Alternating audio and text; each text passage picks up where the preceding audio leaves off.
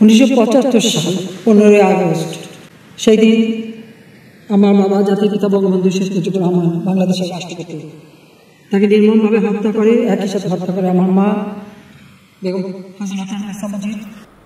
জাতীয় শোক দিবস উপলক্ষে 15ই আগস্টের সাধারণ ছুটি বাতিল করেছে জনপ্রশাসন মন্ত্রণালয়। মঙ্গলবার 13ই আগস্ট এক প্রজ্ঞাপনে এ তথ্য জানানো হয়েছে। এর আগে মঙ্গলবার দুপুরে জনপ্রশাসন মন্ত্রণালয়ের এক কর্মকর্তা বলেন, 15ই আগস্টের সাধারণ ছুটি বাতিলের প্রজ্ঞাপন তারা প্রস্তুত করে রেখেছেন। উপরের নির্দেশনা পেলেই মঙ্গলবার 13ই আগস্ট প্রজ্ঞাপন জারি হতে পারে। কোনো কারণে প্রজ্ঞাপন জারি না হলে আগামীকাল বুধবার তা হবে।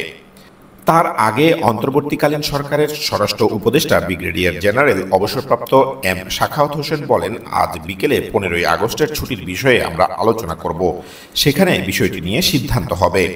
তিনি আরও বলেন, 15ই আগস্ট মাঠে প্রচুর পরিমাণ পুলিশ মোতায়েন থাকবে। কেউ যাতে কোনো ধরনের গণ্ডগোল করতে না পারে তা নজরদারি করা হবে। আমরা সব ধরনের নিরাপত্তা ব্যবস্থা গ্রহণ করব।